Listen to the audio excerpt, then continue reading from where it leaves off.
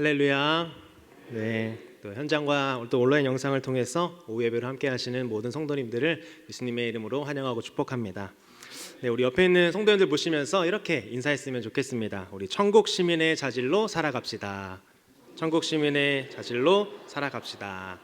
네, 아멘. 오늘은 마태복음 18장 21절에서 23절의 말씀을 가지고 이 천국 시민의 자질이라는 제목으로 하나님의 말씀 나누도록 하겠습니다. 구정 잘 보내고 계신가요? 이제 어느덧 이 연휴의 마지막 날을 앞두고 있습니다. 내일이면 이제 길다면 길고 짧다면 짧은 연휴가 이제 끝나는데요. 가족들과 남은 시간도 주 안에서 행복한 시간 보내시기를 간절히 바라겠습니다. 여러분 혹시 이 그린리버 살인마를 알고 계시는지요? 지금으로부터 약 한 40년 전에 이 미국 시애틀에서 발생한 연쇄 살인 사건 이야기입니다. 가장 많은 또 희생자가 발생한 사건이었는데요. 그 유죄 판결을 받은 것은 49건의 살인입니다. 그러니까 매춘부 여자를 살인한 후에 이제 유기한 사건인데 범죄자는 자신이 71명 정도를 더 살인했다. 그러니까 49명이 아니라 71명 살인했다라고 자백했지만 이 전문가들이 조사한 결과 최대한 90명 정도 이상을 살인한 것 같다. 그렇게 했습니다. 1982년부터 19년간 그 동네는 그래서 이제 공포에 떨어야 했습니다. 시신이 발견된 곳이 그 워싱턴 켄트 지역의 그린강이었거든요. 그래서 이 그린리버 살인마로 그 사람이 불렸습니다. 그 사건이 있을 때는 이제 범인을 잡지 못했습니다. 근데 이제 그 후 20년이 흘러서 이 DNA 기술이 발달하게 되었죠. 그래서 증거물에서 그 범인의 DNA가 검출되었고 이 범인을 검거할 수 있었습니다. 그 범인의 이름이 바로 이 리지 웨이라는 사람이었습니다. 그래서 이제 1급 살해 혐의로 이제 기소가 되었는데요. 2003년에 그에게 이제 자백할 수 있는 기회가 주어졌습니다. 그러나 리지 웨이에게는 이 반성의 기미가 없었습니다. 피해자 가족들은 그래서 그 모습을 보면서 짐승이고 악마다라는 그런 표현을 했는데요. 그때 이제 그 리지 웨이 손에 딸을 잃었던 아버지 한 사람인 이 로버트 롤이라는 사람이 한마디를 했습니다. 여기 있는 모든 이들이 당신을 미워하고 있지요. 하지만 나는 아니에요. 나는 당신을 용서합니다. 그게 내가 나의 하나님께로부터 받은 거기 때문이죠. 라고 말했습니다.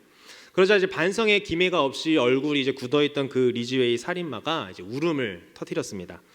오늘 말씀은 우리에게 이 천국 시민의 자질이 어떤 것인지 이야기를 해주고 있습니다. 그 천국 시민의 자질 중에서 여러분들이 눈치를 채셨겠지만 이 용서에 대해서 우리에게 말해주고 있는데요. 예수님께서 말씀하시는 용서가 무엇인지 함께 살펴보기를 바랍니다. 사실 오늘 본문은요, 이 마태복음 18장 1절에서부터 시작되는 이야기를 살펴봐야 합니다. 우리 1절 말씀 함께 보도록 하겠습니다. 그때 제자들이 예수께 나와 이르되 천국에서는 누가 크니까? 아멘. 제자들이 예수님에게 무엇을 물어보고 있습니까? 예수님, 천국에서 누가 큰 자입니까? 라며 질문을 했습니다. 제자들 생각에 이미 자기들은 이 천국 시민이라고 생각을 하고 있죠. 그래서 예수님과 함께 예루살렘에 도착하면 누가 어느 자리에 앉을지를 고민하고 있었습니다. 제자들의 질문을 받으신 예수님은요, 이 어린아이 하나를 세우시고 말씀을 하시죠. 어린아이들과 같이 되지 아니하면 결단코 천국에 들어갈 수 없다. 어린아이들과 같이 되지 않으면 이 천국에 들어갈 수 없다라는 말은 무슨 말일까요? 천국이라는 것은 이 어린아이 같이 부모에게 모든 것을 의지하는 모습입니다. 자기 힘으로는 아무것도 할 수 없고 부모가 해줘야 되는 건 말이죠. 제가 요즘 많이 느끼고 있는 모습입니다. 그래서 하은이가 이제 뭐 배고프거나 뭐 기저귀 하고 싶거나 뭐 불편하면 무조건 다 우는 거예요. 근데 저는 이제 뭘 모르니까 어떻게 하지 이러고 있는 거죠. 그렇지만 이제 부모이기 때문에 어떻게든지 해주려고 하는 거죠. 그래서 이 자신을 무기력한 자라고 여기는 자, 그 자가 바로 이 어린아이와 같은 자죠. 그 자가 천국에 들어갈 수 있다는 겁니다. 그러면서 예수님은 자연스럽게 이 천국 시민의 자질에 대해서 또 얘기하는데요. 15절을 같이 함께 보도록 하겠습니다. 시작. 내 형제가 죄를 범하거든 가서 너와 그 사람과만 상대하여 권고하라.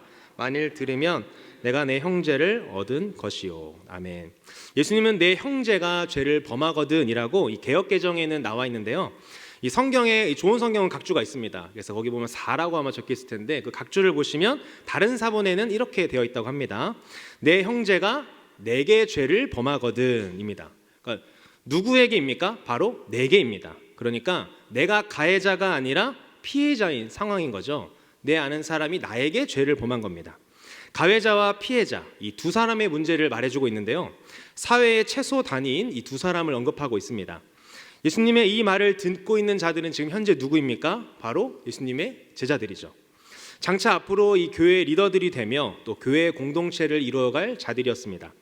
예수님은 앞으로 이 교회 공동체를 이룰 제자들에게 이 천국 시민의 자질이 무엇인지, 또 그 교회 공동체에 무엇이 있어야 하는지 이 비유를 통해서 말하고 있는 거죠. 그런데 여기 놀라울 만한 일이 있습니다. 말씀을 잘 보시면 동사 하나가 나오는데요.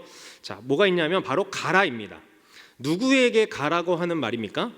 가해자에게 하는 것이 아니라 죄를 범한 것을 당했던 이 피해자에게 가라고 말하고 있는 거죠. 그러니까 용서의 주도권이요, 가해자에게 있는 것이 아니라 누구에게 있다고 말하는 겁니까? 피해자에게 있다고 하는 겁니다. 놀랍지 않습니까? 우리가 생각하기에는 누가 와야 됩니까? 당연히 가해자가 와야 되죠. 근데 성경은 피해자가 가라고 하고 예수님이 그렇게 말하는 겁니다. 여기에 바로 그 구원의 원리가 숨겨져 있습니다. 인류 최초의 범죄자가 누구입니까? 바로 최초의 사람이었던 아담이었습니다. 가해자는 아담이었고 피해자는 누구죠? 바로 하나님이죠. 그런데 누가 아담을 찾아갔습니까? 바로 하나님께서 아담을 찾아갔죠. 하나님이 먼저 아담에게 찾아갔고 또 예수 그리스도는 성육신 하셔서 죄인인 인간에게 먼저 오셔서 구원의 손을 내미셨습니다. 이것이 바로 성경에서 말하고 있는 구원의 원리죠. 사실 피해자는 억울합니다. 내가 당하고 싶어서 당한 것도 아니고 내가 요구해도 모자를 파네 내가 먼저 가다니. 그런데 성경은 그 사람과만 상대하라고 말하면서 피해자가 가서 먼저 용서의 손을 내밀라고 말하는 것입니다. 왜 그렇게 하라고 하는 것일까요? 가해자도 사람이기에 그의 인권과 또 하나님의 형상을 보존하고자 하는 마음을 가져야 하기 때문입니다. 이것이 그리스도인들이 가져야 되는 마음이라는 것입니다. 그래서 용서의 목적이 무엇입니까? 징벌하고 책벌하는 게 용서의 목적이 아니라 바로 회복에 있는 것입니다. 그래서 권고하라라는 말이 나오는데요. 이 헬라어의 뜻은 1대1로 찾아가서 그 가해자에게 네가 어떤 잘못을 했는지 정확하게 드러내서 알려주라는 그런 말입니다. 다른 사람들에게 이야기하기 이전에 너가 가서 그 사람과 1대1로만 먼저 이야기하라는 거죠. 왜 그렇습니까? 대부분 가해자는 무엇을 모릅니까? 자기가 뭘 잘못했는지 모릅니다. 가해자는 몰라도 피해자는 정확히 알고 있습니다. 내가 뭐 때문에 상처를 받았고 마음이 아픈지 말이죠. 근데 그렇게 할 때 형제가 들으면 성경은 형제를 얻는 것이라고 말합니다. 여기서 얻다의 반대 개념이 우리에게 말해주고 있는데 얻다의 반대 개념이 무엇입니까? 바로 일타입니다. 15절 앞절에 보면 예수님은 잃은 양 이야기를 한마디 하고 있는데요. 우리 12절 말씀 한번 보도록 하겠습니다. 너희 생각에는 어떠하냐? 만일 어떤 사람이 양 100마리가 있는데 그 중에 하나가 길을 잃었으면 그 99마리를 산에 두고 가서 길 잃은 양을 찾지 않겠느냐. 아멘. 무슨 말입니까? 한 마리를 잃었으면 그 한 마리, 100마리 중에 한 마리를 찾으러 간다라고 말하는 거죠. 그래서 14절을 보면 잃는 것은요 하나님이 원하시는 것이 아니다라고 말하고 있습니다. 99마리의 무리가 있지만 그 잃은 한 마리가 돌아와야 그 100마리의 무리가 완성된다는 거죠. 한 명의 영혼이 돌아와야 주님이 원하시는 그 영혼의 공동체가 완성된다는 겁니다. 여러분, 양은 어떤 존재입니까? 양은 귀로 본능이 없습니다. 그래서 스스로 자기 집으로 돌아올 수 없죠. 그래서 누구의 도움이 필요합니까? 바로 목자의 도움이 필요합니다. 회복의 주도권이 양에게 있는 게 아니라 그 목자에게 있는 것이죠. 누가복음 15장에서 목자는 그 잃은 양을 어디까지 찾아간다고 말합니까?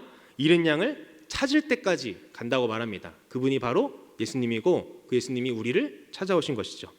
성경은 용서를 통해서 그 예수님을 말하고 싶은 겁니다. 아버지의 집을 회복하기 위해서 잃은 양 한 마리를 끝까지 찾는 예수님 말이죠. 우리의 용서는요 십자가를 말합니다. 우리가 누구의 긍휼함에 완성되었는가 질문을 던지는 것이죠. 용서를 나의 의와 눈금으로 재려고 한다면 그것은 율법적인 잣대의 시작이 됩니다. 이 정도는 되어야 용서할 수 있지 하는 그런 마음 말입니다.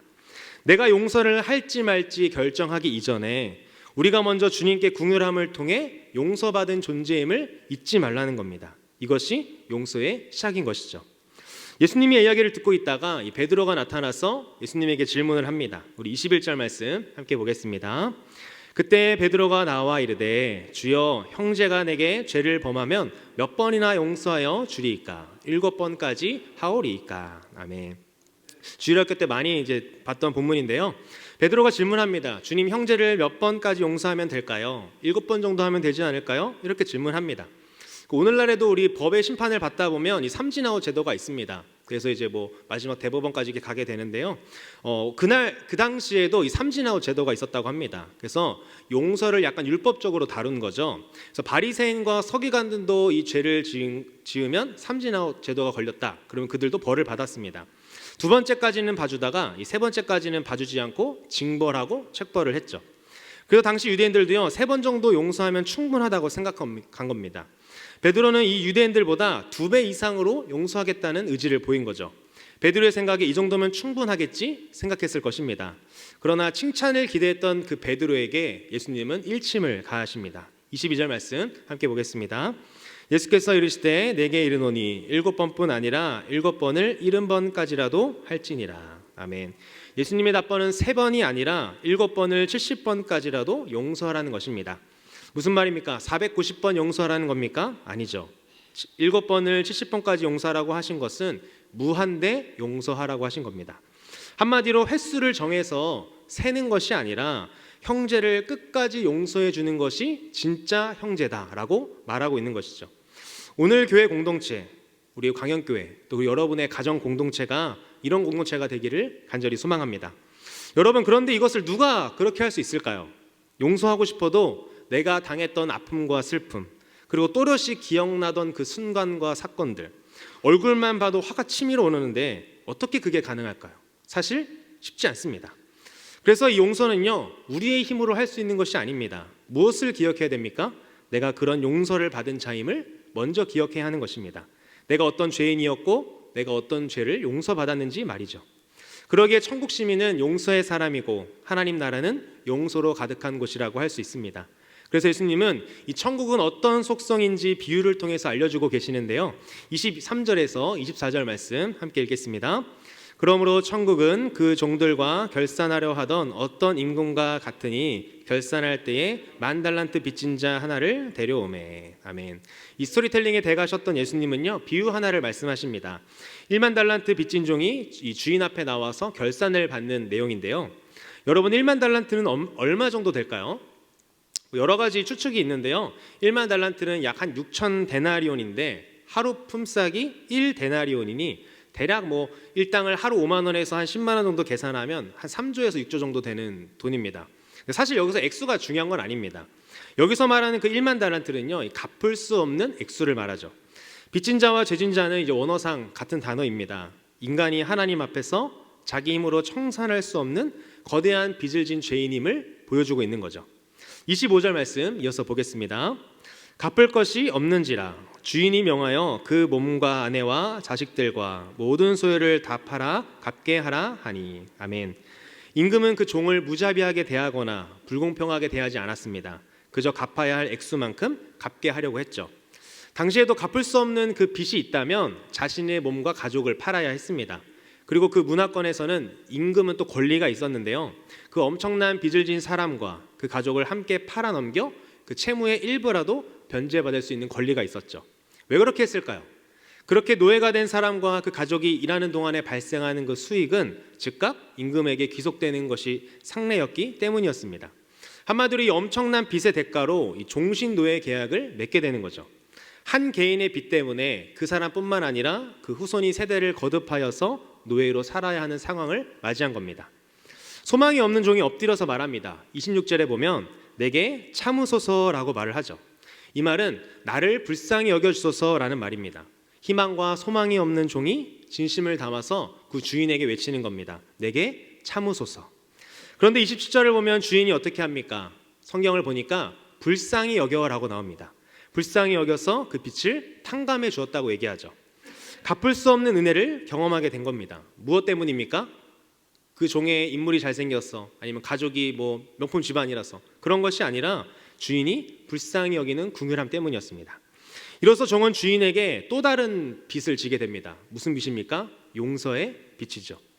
우리는 여기서 자비로우신 하나님을 볼 수 있습니다. 이 자비란 그 하나님의 긍휼하심을 가리키는 것으로서 이 죄에 대한 형벌을 유보하시는 하나님의 모습으로 성경에 종종 나타납니다. 인간에게 자비와 은혜는 과분하죠. 왜냐하면 하나님의 자비와 은혜를 얻기 위해서 인간이 할 수 있는 일은 아무것도 없기 때문입니다. 어린아이와 같습니다. 예수님이 밝혀주신 이야기는요, 천국 시민인 그 그리스도인에 관한 것입니다. 우리는 이 이야기를 통해서 하나님 나라의 그림을 보게 되는데요. 그 나라는 하나님께 무수한 죄를 범한 종들로 가득 찬 나라로 그 종들이 진 빚을 합산하면 1만 달란트보다 더할 것입니다. 그들 모두가 갚아드리고자 해도 갚을 수 없는 큰 빚인 거죠. 분명한 것은 그때가 언제인지 그 빚에 대해서 반드시 심판받게 되어 있다는 것입니다. 그러나 하나님은 그 예수님을 통해 빚을 탕감해 주심으로써 우리를 향한 그 하나님의 사랑을 확증하셨죠. 이 이야기에서 우리는 그 하나님의 무조건적인 은혜를 보게 되는 것입니다. 하나님은 그분을 거역한 우리의 죄값이 너무나도 커서 우리의 힘으로는 도저히 갚을 수 없는 것을 아셨기에 예수 그리스도를 보내셔서 우리의 죄를 말끔히 씻어주신 것입니다.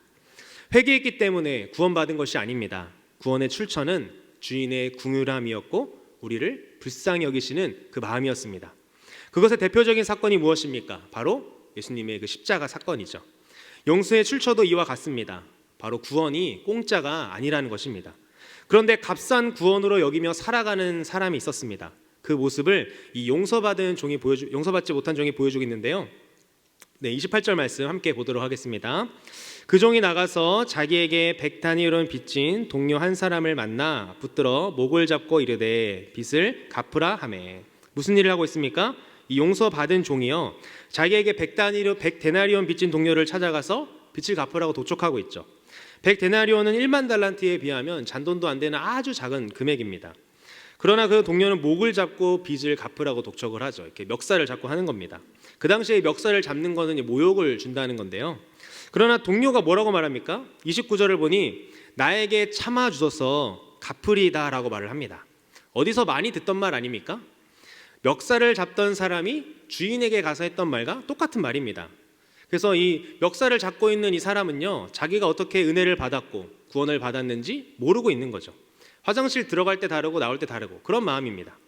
그러나 용서할 줄 모르는 종은 동료를 어떻게 합니까? 옥에다 가두죠. 옥에 가둔다는 말은요, 이 발로 차서 넣었다는 말입니다. 당시에는 이 빚을 갚지 않는 자를 노예로 파는 대신에 이 투옥하는 것이 이 자금 회수 방편에 적법한 것이었습니다. 감옥에서 그 노동한 대가를 이제 몰수하는 거죠. 주변 사람들이 이 모습을 보면서 안타까워서 주인에게 가서 이야기합니다. 그래서 주인이 이 이야기를 듣고 그 용서할 줄 모르는 종을 부르죠. 33절 말씀 보겠습니다. 내가 너를 불쌍히 여김과 같이 너도 내 동료를 불쌍히 여김이 마땅하지 아니하냐고. 아멘. 주인은 이 악한 종아라고 말하면서 내가 내 빚을 전부 탕감해 주었는데 내가 너를 불쌍히 여김과 같이 너도 내 동료를 불쌍히 여기는 게 마땅하지 않냐라고 하면서 호통을 쳤습니다. 주인은 그를 옥졸에게 넘겼다고 말하는데요, 실상은 더 깊은 의미가 담겨 있습니다. 헬라어 원문의 뜻은 이 고문하는 자들에게입니다. 즉 악한 종은 빚을 다 갚을 때까지 이 고문을 당해야 한다는 거죠. 그만큼 그가 진 빚이 얼마나 엄청난지를 떠오르게 합니다. 여러분, 용서는 율법적인 것이 아닙니다. 이 언약 백성의 삶에서 실천 과제인 것이죠. 우리들의 모습은 어떻습니까? 이 용서할 줄 모르는 종과 같은 모습은 없는지 되돌아봐야 할 것입니다. 옥졸에게 넘겨지는 것이 고문받는 것이었는데 고문은 이 그리스도를 떠난 사람이 장차 맞이할 영원한 지옥 형벌을 뜻할 수도 있습니다. 마음으로 용서하지 못한 사람은 이미 이 세상에서 혹독한 고문을 경험할 수 있고 또 고통과 외로움과 이 분노와 억울함을 겪으며 살아갈 수 있습니다. 고통과 괴로움을 주는 이들을 용서하지 않으면 도리어 이들에게 우리가 넘겨지게 되는 일을 겪게 될 것입니다. 천국 시민은 용서의 사람입니다. 하나님이 내게 보여주신 그 용서를 용서로 갚는 것이 이 천국 시민의 자질임을 우리는 말씀을 통해서 알 수가 있습니다. 하나님 자녀에게 용서의 삶은 내가 하나님으로부터 용서를 받았다는 것을 표현하는 믿음의 고백입니다. 하나님은 우리가 얼마나 많이 용서했는가와 상관없이 선물로 우리의 많은 죄를 사해 주셨기 때문에 우리는 화낼 처지가 아니죠. 하나님의 사람은 용서를 통해서 하나님의 나라가 어떤 곳인지를 보여주는 사람입니다. 천국 시민은 용서의 삶을 살고 하나님의 나라는 용서로 가득한 곳이죠. 결국 천국은요, 그 용서의 은혜를 경험한 자들이 살아가는 곳입니다. 하나님께 받은 이 용서의 빛을 갚을 방법은 무엇일까요? 바로 내 주변의 형제를 용서하는 것입니다. 이른 양과 같은 그 한 양이 돌아와야 공동체가 완성이 되듯 지금 생각나게 하는 사람을 용서하는 것, 그것이 주님께 받은 용서의 빚을 갚는 방법인 줄 믿습니다. 하나님께 진 빚은 너무나 막대하여서 이 착한 일과 노력을 통해서 갚을 수 없습니다. 갚을 수 없는 그 용서의 빛을 경험한 우리는 이 땅에 살아가면서 내 주변의 형제들을 용서하는 삶을 살아야 하죠. 이런 것은 하나님이 원하시는 것이 아닙니다. 주인은 종이 엄청난 빚을 지지 않더라도 그 종과 그 가족의 재산을 모두 팔아서 넘길 수 있는 권한이 있었습니다. 그래서 시간을 주면 빚을 갚겠다고 했던 그 종의 고백은요, 솔직히 비현실적인 것이죠. 그러나 그 터무니없는 제안을 듣고도 주인은 자비로움을 드러냈습니다. 주인은 종이 요구한 시간을 주는데 그치지 않고 그 빚까지 다 탕감해 주었죠. 주인의 결정은요, 계산에서 나오는 것이 아니라 마음에서 우러나온 것이었습니다. 성경 속 예수님도요, 스스로 도울 길 없는 그 사람들을 만날 때마다 놀라운 자비를 베풀어 주셨습니다. 하나님은 스스로 돕지 못하는 백성들을 용서하시되 기대치를 훨씬 뛰어넘는 수준으로 용서하셨죠. 여러분, 하나님께 받은 그 용서의 빛을 용서로 또 갚고 계십니까? 가해자가 손을 내밀 때까지 기다리고 계시진 않습니까? 원수는 절대 용서하지 않을 거라고 다짐하고 계시진 않습니까? 성경은 오늘 우리에게 말합니다. 내게 죄를 범한 자들에게 말입니다. 하나님 자녀인 천국 시민은 용서의 삶을 살아갑니다. 우리가 그 먼저 용서를요, 가정 안에서 보여주시기를 간절히 바랍니다. 저도 말씀을 준비하면서 이 용서할 사람들을 좀 생각해 봤는데요, 제가 용서를 구하거나 또 제가 용서를 받아야 하거나 생각을 해봤는데, 설교를 준비하면서 하나님께서 아버지를 떠오르게 하셨습니다.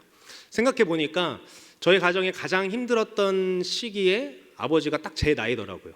그래서 아버지가 그때 얼마나 많이 힘드셨을까. 저는 어렸을 때 아버지를 이해하지 못하고 지금도 이해하지 못했던 것들이 있다가 이제 조금씩 깨달아가고 있습니다. 그래서 이 말씀을 준비하면서 오늘 저녁에 아버지에게 연락드려서 제가 용서를 구한 건 또 용서를 구하고, 또 제가 아버지에게 용서하고 싶다 하는 것도 있다면 한번 말하겠다, 그런 다짐을 했습니다. 명절을 지내는 이 시기에 가족을 만나신 분도 있을 것이고, 또 아니면 통화만 하셨을 수도 있을 것이고, 아직 만나지 못한 가족들도 있을 것이라 생각이 됩니다. 혹시 여러분들의 가정 가운데 용서할 것이 있다면 천국 시민으로서 이 천국 시민의 자질을 가지고 용서하면서 천국 시민의 자질을 보여주시고, 또 여러분들의 가정 가운데 천국을 경험하시길 예수님의 이름으로 간절히 축복합니다.